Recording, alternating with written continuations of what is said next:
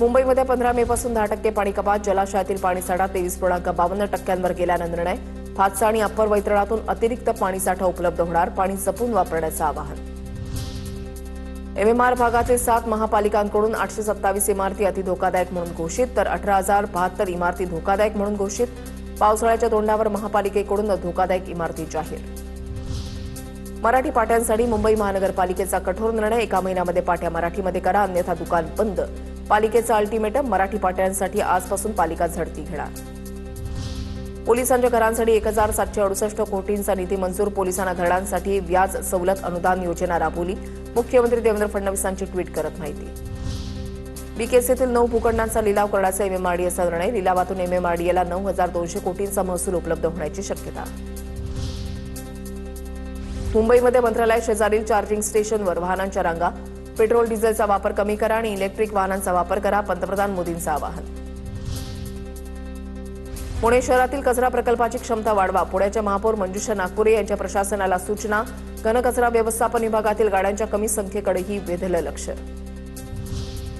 पुणे सोलापूर महामार्गावर चालत्या गाडीमध्ये स्टंट करतानाचा व्हिडिओ व्हायरल. चालत्या गाडीमध्ये तरुण करत होता डान्स. महामार्गावर काही अनुचित घटना घडली असती तर कोण जबाबदार? जीवघेणी स्टंट करणं टाळा, असं आवाहन. तापमान वाढू लागलेलं आहे आणि पाणी टंचाईच्या झळाही बसतायत. पाहुयात त्याच संदर्भातल्या टॉप 9 बातम्या. देशामध्ये यंदा मान्सून 4 दिवस आधीच दाखल होण्याची शक्यता. 25 ते 27 मे दरम्यान मान्सून केरळच्या तटावर पोहोचणार. छत्रपती संभाजीनगरमध्ये तापमान 43 अंशांवर पोहोचलं. छत्रपती संभाजीनगरमध्ये दुसऱ्यांदा उच्चांकी तापमानाची नोंद. हवामान विभागाकडून उष्णतेच्या लाटेचा येलो अलर्ट.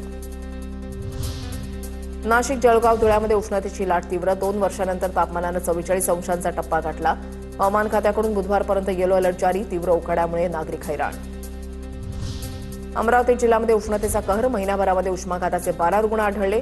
तापमान 46.8 अंशांपर्यंत पोहोचल्यानं नागरिकांच्या आरोग्यावर परिणाम. हवामान खात्याकडून पुन्हा तापमान वाढीचा इशारा.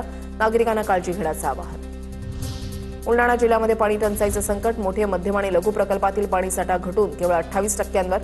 खडकपूर्णा, पेण, टाकळी आणि कोर्डाली धरणातील पाणी झपाट्यानं कमी.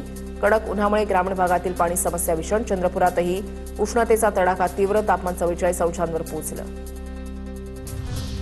रायगड जिल्ह्यामध्ये भीषण पाणी टंचाईचं संकट समोर. जिल्ह्यातील धरणांमधील पाणीसाठा झपाट्यानं कमी.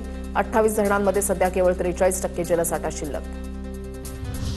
साताऱ्यातील कोयना धरणाच्या बॅकवॉटरमधील शिवसागर जलाशयाच्या पाणी पातळीमध्ये घट. सध्या कोयना धरणामध्ये 28 टीएमसी पाणीसाठा. पाणीसाठ्यामध्ये मोठी घट झाल्यानं नागरिकांसह शेतकऱ्यांमध्ये चिंतेचं वातावरण. वाशिम जिल्ह्यातील पाणी टंचाई लक्षात घेता प्रशासनाचा महत्त्वाचा निर्णय. पाणी टंचाई कृती आराखड्याअंतर्गत जिल्ह्यातील 12 गावांना 74,39,000 रुपयांचा कृती आराखडा मंजूर.